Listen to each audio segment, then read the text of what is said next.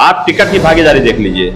मैं जिस समाज से आता हूँ, मौर्य समाज, कभी भी किसी दल ने इतनी भागीदारी देने का काम नहीं। सरकार में नहीं बताएंगे कि पूरा रामपथ के नाम पर बंदर बाट हो गया, हजारों हजार करोड़ रुपए की लूट हो गई, इसको कोई नहीं बताएंगे। पार्टी ने 2024 में आपकी जिस पार्टी का आप तारीफ करते हो, उसको दूसरे नंबर की पार्टी उत्तर प्रदेश में यही पीडीए समाज के लोगों ने बनाने का काम किया। पूछता हूँ, आप पूछिए जब इनके लोग आपको मिले, आज दूसरे पार्टी के सांसद का क्या आपकी सरकार बन जाएगी तो आप उसको मारेंगे, बेइज्जत करेंगे, मार डालेंगे। साथियों नमस्कार। इस समय हमारी मौजूदगी उत्तर प्रदेश की बहुचर्चित नगरी अयोध्या में है। हमारे साथ बातचीत करने के लिए पूर्व सभापति जिला सहकारी बैंक लिमिटेड, अंबेडकर नगर, फैजाबाद, पूर्व सदस्य पिछड़ा वर्ग आयोग उत्तर प्रदेश और विधानसभा बीकापुर से पूर्व प्रत्याशी भी रहे हैं और समाजवादी पार्टी के प्रदेश सचिव बलराम मौर्य जी हैं। इनसे बातचीत करते हैं कि क्या उत्तर प्रदेश में पीडीए का जो अस्तित्व है वो कितना मजबूत है और समाजवादी पार्टी को ये पीडीए फार्मूला कितनी बुलंदियों तक ले जाएगा, इसी पर चर्चा होगी। बहुत बहुत स्वागत है। बहुत बहुत धन्यवाद आपका और आपके चैनल जो देख रहे हैं उन दर्शकों का। सवाल ये है सर कि समाजवादी पार्टी ये बात करे कि हम पीडीए फार्मूले के साथ जिस तरीके से 2024 के लोकसभा चुनाव में सफलता हासिल की है, देश की तीसरी सबसे बड़ी पार्टी और उत्तर प्रदेश की नंबर 1 की सबसे बड़ी पार्टी बनी है। आप क्या मानते हैं कि पीडीए फार्मूला 2027 में समाजवादी पार्टी को कितनी मजबूती देगी? देखिए, जब से लोकसभा का चुनाव हुआ है 2024 में जी। और समाजवादी पार्टी के राष्ट्रीय अध्यक्ष अखिलेश यादव जी ने पीडीए फार्मूला बना करके उत्तर प्रदेश में भाजपा जैसी पार्टी को दूसरे नंबर पर लाके खड़ा कर दिया है, तब से भारतीय जनता पार्टी को ये बात पच नहीं रही है। आए दिन उनके नेता, चाहे वो केशव प्रसाद मौर्य हो, ब्रजेश पाठक हो या उनके और जो भी नेता हो, अनाप शनाप बयान हमारे राष्ट्रीय अध्यक्ष जी के प्रति दिया करते हैं। वो जान रहे हैं कि अगर यही पीडीए फार्मूला 2027 में लागू हो गया तो भारतीय जनता पार्टी कहाँ चली जाएगी ये पता नहीं है। लेकिन सवाल ये खड़ा हो जाता है कि जब 2024 में आपने पीडीए का नारा दिया और जनता के बीच में गए, तब उसका जो परिभाषा उसकी थी वो बेहद स्पष्ट थी, पिछड़ा, दलित और अल्पसंख्यक थी। आज कई ऐसी परिभाषाएं हो गई हैं, ऐसे में क्या जनता वैसी पीडीए को क्या समझेगी, ये सवाल है। नहीं, देखिए, भारतीय जनता क्या बताती है इससे हम लोगों का कोई लेना देना नहीं है। लेकिन जो हमारे नेता अखिलेश यादव कहते हैं, उन्होंने हमेशा कहा है पीडीए का मतलब पिछड़ा, दलित, अल्पसंख्यक और जो लोग पीड़ित हैं, वो किसी भी जात से हो, वर्ग से हो, जो पीड़ित है उस पीड़ित का काम करना, उसको कैसे राहत मिले, उस समस्या से कैसे निजात मिले, ये काम समाजवादी पार्टी करती है और उसने करके दिखाया है। 2024 में आप देखिए, आपने कहा ना पिछड़ा, दलित, अल्पसंख्यक, आप टिकट की भागीदारी देख लीजिए। मैं जिस समाज से आता हूँ, मौर्य समाज, कभी भी किसी दल ने इतनी भागीदारी देने का काम नहीं किया।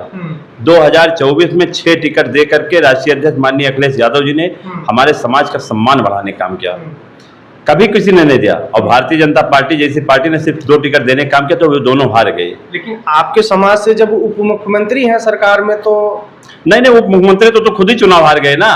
अगर समाज में इतना उनका जनाधार होता तो जीत न जाते। उनको हमारे यहाँ माननीय विधायक पल्लवी पटेल ने चुनाव हरा दिया। अब बड़बोलापन है, उनको बोलना है, उनको इसीलिए रखा गया है। हम बोलेंगे तो कोई हो जाएगा, हम छोटे हैं, वो बहुत बड़े नेता है तो ज्यादा हो जाएगा। तो उनके ऊपर 2017 में तो चुनाव उन्हीं के चेहरे पे लड़ा गया था। अरे कहाँ उनके चेहरे पे चुनाव लड़ा गया? उनको क्या बताया गया था जब चुनाव लड़ रहे थे तब कि इनको मुख्यमंत्री बनाया जाएगा? क्या बना दिए? डिप्टी सीएम, कुर्सी एक जगह स्टूल पर आ गए। और कितना बेइज्जत करेंगे। एक दूसरी तरफ समाजवादी पार्टी है, 6 टिकट समाज को देने काम करे। मैं सिर्फ समाज की बात नहीं करता हूँ, मैं पीडीए की बात करता हूँ। पिछड़ा, दलित, अल्पसंख्यक और जो समाज पीड़ित है उन सारे लोगों को भागीदारी देने का काम समाजवादी पार्टी करेगी। और 2024 में समाजवादी पार्टी ने भागीदारी भी दिया और सारे समाज के नेता निकल करके आज देश की सबसे बड़ी पार्लियामेंट में पहुंच गए हैं। लेकिन ये जो सबसे बड़ी बात है और इस बात को लगातार चाहे ओम प्रकाश राजभर हो या फिर केशव प्रसाद मौर्य जी हो, ये कहते हैं कि जब समाजवादी पार्टी सत्ता में होती है तो सिर्फ मुस्लिम और यादव उसको दिखाई देते हैं, तमाम उनके हक अधिकार छीन के यादवों को देती है। अभी आपने देखा होगा 86 में 56 का मामला हर बार उठ जाता है। और जब ये सत्ता के बाहर है तो अब पीडीए की बात, जब वोट लेना है तो पीडीए की बात कर रहे हैं। अभी डिप्टी सीएम केशव मौर्य, ओम प्रकाश राजभर, ब्रजेश पाठक पहले अपनी सरकार का हाल देखें, उनके सरकार में क्या हो रहा है आप ये देखिए। डीजल कहां पहुंच गया वो उसके बारे में बयान दे, पेट्रोल कहां पहुंच गया उसके बारे में बयान दे, गैस कितना महंगा हो गया इसके बारे में बयान दे। सारी परीक्षाएं आज हमारा जो परीक्षा जितने हमारे परीक्षार्थी देने जाते हैं, आज सारी परीक्षा ये मतलब देश की हमें लगता पहली सरकार होगी उत्तर प्रदेश की जिसके राज्य में एक भी परीक्षा सकुशल संपन्न नहीं हुई, सारे पेपर लीक हो गए। इस पे बयान दे वो इस पे ना देखे। समाजवादी उनको डर है, आप नहीं समझ रहे, मैं आपको बता रहा हूं, उनको डर है खाली समाजवादी पार्टी से, समाजवादी पार्टी के पीडीए से, कि पिछड़ा, दलित, अल्पसंख्यक और जो लोग भारतीय जनता पार्टी से पीड़ित हैं या जो लोग इनका काम करने का तरीका उससे पीड़ित है, उस सारे लोग समाजवादी पार्टी को की चुनाव जिताने का काम करेंगे 2027 में। और जिनका जितना बलबोलापन है, खुद तो चुनाव हार गए हैं, ओम प्रकाश राजभर का लड़का चुनाव हार गया, संजय निषाद का लड़का चुनाव हार गया, इनका खाली बलबोलापन है और उसके बाद का कौन जवाब दे। ओम प्रकाश राजभर बोलता रहता है, उसको खुद नहीं पता कि हम क्या बोल रहे हैं क्या नहीं बोल रहे हैं। लेकिन हमारे नेता ने कहा है कि हम 2027 में फिर जिस तरीके से 2024 में उन्होंने पीडीए फार्मूला चलाया था उसी तरीके चला करके जितने भी पिछड़े समाज के लोग हैं, अति पिछड़े समाज के लोग हैं, जिनको कभी भागीदारी नहीं मिली है, उनको भी भागीदारी दे करके समाजवादी पार्टी उनको शासन सत्ता में बैठाने का काम करेगी, उनके सारे लोगों को जोड़ने का काम करेगी। और 2027 में इन्हीं लोगों की बदौलत दलित, पिछड़ा, अल्पसंख्यक और जो भी पीड़ित समाज के लोग हैं सबको साथ लेकर के 2027 में समाजवादी पार्टी फुल प्लेस में सरकार बनाने का काम करेगी। ठीक है, आप 2027 में मजबूती के साथ पीडीए के फार्मूले के साथ जाएंगे, लेकिन आपके मुद्दे क्या होंगे? क्या वही जो भारतीय जनता पार्टी चाहे 2014 से लेकर 2024 तक आज तक जितने चुनाव हुए हैं, कहीं ना कहीं आप लोग जिन मुद्दों पर जाते हैं भारतीय जनता पार्टी आपको ले आके हिंदू, मुस्लिम और अन्य तमाम मुद्दों पर ले आके खड़ा कर। देखिए ये तो भारतीय जनता पार्टी करती ही है, उसके पास और कुछ नहीं। हिंदू मुसलमान इनके जितने भी नेता हैं आप उनका भाषण कोट कर लीजिए, आप तो पत्रकार हैं, काफी अच्छा आपका चैनल भी है, आप इनके भाषण को कोट करा करिए। जितने बड़े नेता है हिंदुस्तान, पाकिस्तान, हिंदू, मुस्लिम, कब्रिस्तान, इनका भाषण सिर्फ इसी सीमित है। ये कभी विकास की बात नहीं करेंगे, कभी ये नहीं बताएंगे कि हम जितना पेपर करा रहे सब लीक हो जा रहा है, नौकरी हम दे नहीं रहे हैं, संविधान को तार-तार कर रहे हैं, आरक्षण को काटा जा रहा है, ये उस पर नहीं बताएंगे।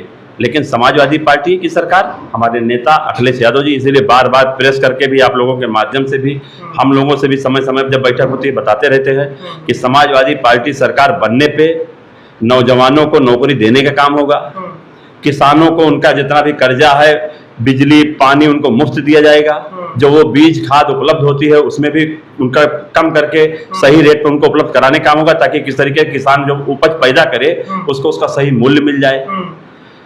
मतलब जो व्यापारी है उसको जो जीएसटी के माध्यम से आज भारतीय जनता पार्टी हर तरफ रौंदने का काम कर रही है, व्यापारियों को भी लाभ देने का काम करेंगे। तो हमारे नेता माननीय अखिलेश यादव समय समय पर ये चीज बताते रहते हैं, ये कोई हम लोग नहीं बता रहे, रोज आए दिन प्रेस के माध्यम से, इलेक्ट्रॉनिक प्रिंट मीडिया के माध्यम से सारी बात रखने का काम करते हैं। लेकिन ये भारतीय जनता पार्टी के लोग, इनको सिर्फ और सिर्फ एक झूठ की गठरी है, झूठ बोलने का काम करना है।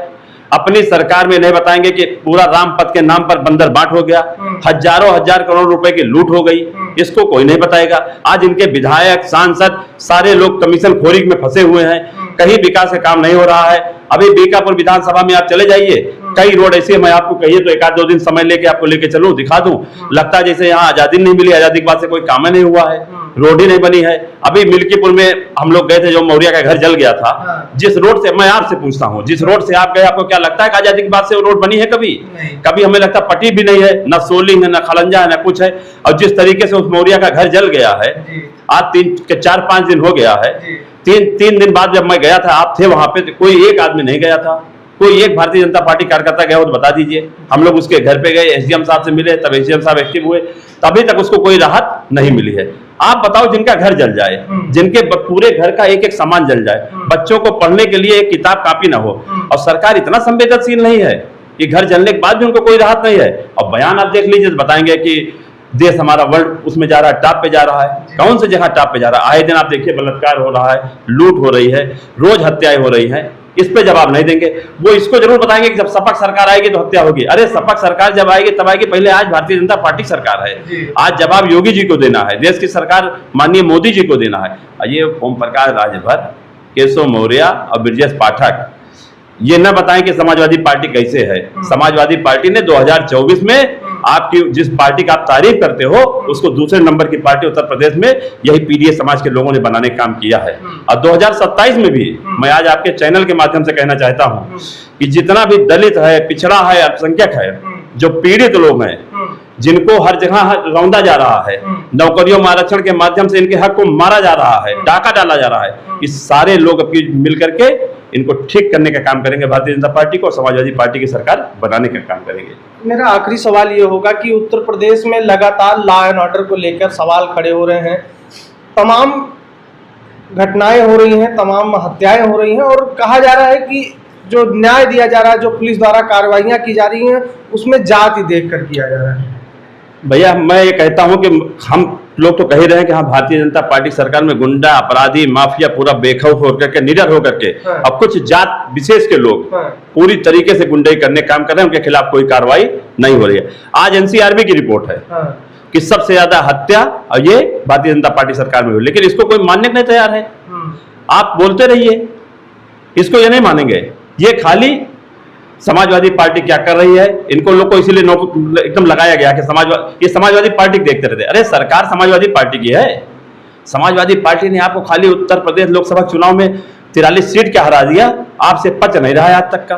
और यही हाल आपका 2027 में भी होने वाला है। ये जो पीडीए समाज के लोग भारतीय जनता पार्टी में किराए में होकर के पूरा काम कर रहे हैं, खाली अखिलेश यादव जी के खिलाफ बोलने का काम कर रहे हैं। खाली उनकी एक कोई महिला, अभी मैंने बयान सुना था, इतना गंदा वो बोलती है, उसके बाद में ये कार्रवाई नहीं करने का काम कर रहे हैं। आज बंगाल में आप देख लीजिए, भारतीय जनता पार्टी की सरकार बने कितना दिन हो गया, कौन सा लाइन ऑर्डर है मैं आपसे पूछता हूं। आप पूछिए, जब इनके लोग आपको मिले। आज दूसरे पार्टी के सांसद का क्या आपकी सरकार बन जाएगी तो आप उसको मारेंगे, बेइज्जत करेंगे, मार डालेंगे। आज उत्तर प्रदेश में 43 सांसद अगर सपा के क्या भारतीय भाजपा सरकार के सांसद लोग मारे जा रहे हैं। अरे लोकतंत्र है, सबको हक है करने का। लोकतंत्र ही तो हमें आजादी मिली, लोकतंत्र है। और हमारा सांसद आज मारा जा रहा है और आप लाइन ऑर्डर की बात कर रहे हैं। किस मुंह से आप लाइन ऑर्डर की बात कर रहे हैं? राजनीतिक शुचिता भारतीय जनता पार्टी ने खत्म कर दी, एकदम खत्म कर दिया। क्या रह गया आप बताइए। आज जब जो सबसे बड़ी पार्लियामेंट में पहुंचा है हमारा सांसद, आज उसको आप बेइज्जत करोगे अपने लोगों को भेज करके। आप यही आपका कानून है, यही आपका लाइन ऑर्डर है। आप खाली हिंदुस्तान, पाकिस्तान, कब्रिस्तान और ईद और बकरीद पे बयान देना बंद करिए। आप काम करिए। नौकरी कैसे मिलेगी आप ये बताइए। जनता समझ रही इन चीजों को जो आप कह रहे हैं? जनता समझ रही, जनता 24 में समझी भी है, आप लोगों ने भी देखा है, और जनता 27 में भी इनको समझाएगी बहुत कायदे से। तो हमारी बातचीत हो रही थी हमारे साथ अयोध्या से बीकापुर विधानसभा क्षेत्र से बलराम मौर्य जी, जो प्रदेश सचिव हैं समाजवादी पार्टी में और एक सक्रिय नेता है, लगातार समाज में बने रहते हैं। बीते दिनों आपने खबर देखी होगी, एक मौर्य परिवार जो सिलेंडर फटने से जिसके घर में आग लगती है, उसका पूरा गृहस्थी जल के खाक हो जाता है। यहाँ तक कि परिवार के सदस्य बच्चों को बचाने के चक्कर में जल भी जाते हैं और वहाँ पर पहुँचते हैं, आर्थिक मदद और जो भी मदद इनसे हो सकती है उस समय भी करते हैं और आश्वासन देते हैं कि आने वाले समय में अगर प्रशासन और शासन के लोग नहीं मदद करते तो हम लोग खड़े हैं, पूरे तरीके से आपकी मदद की जाएगी। लेकिन जो सवाल मेन मुद्दा ये है कि 2027 का चुनाव कहीं ना कहीं फिर से उसी 90 के दशक की याद दिला रहा है, जब मंडल बनाम कमंडल की राजनीति में मंडल की जीत हुई थी। वही मंडल जिसके तहत पिछड़ों को, दलितों को 27% आरक्षण का प्रावधान किया गया और उसके बाद से कहीं ना कहीं जो पिछड़े और दलित, या यूँ कह लीजिए कि जो एक तरीके से पिछड़े थे, तमाम सरकारी नौकरियों में या फिर अन्य राजनीतिक हिस्सेदारी नहीं थी, उनको आगे लाकर उसी मंडल कमीशन की रिपोर्ट और आयोग ने यहाँ तक लाके खड़ा किया कि आज पिछड़े और दलित अन्य पदों पर और अन्य शासन सत्ता में काबिज हैं और अपने समाज का कल्याण कर रहे हैं। लेकिन जो 2027 का चुनाव है, ये बताया जा रहा और ये चर्चा भी देखने को मिल रही है कि वही मंडल बनाम कमंडल की राजनीति 2027 में दोहराई जाएगी और इसका परिणाम क्या होगा या फिर ये कितना फलीभूत होगा, ये तो सवाल का उत्तर तभी मिलेगा जब विधानसभा चुनाव का परिणाम आएगा। लेकिन जो चर्चाएं हैं वो हम आपसे उससे वाकिफ करा रहे हैं। हमारा काम आपको जमीनी हकीकत से वाकिफ कराना है। फिलहाल के लिए बने रहे लोग बंधु लाइव के साथ। नमस्कार।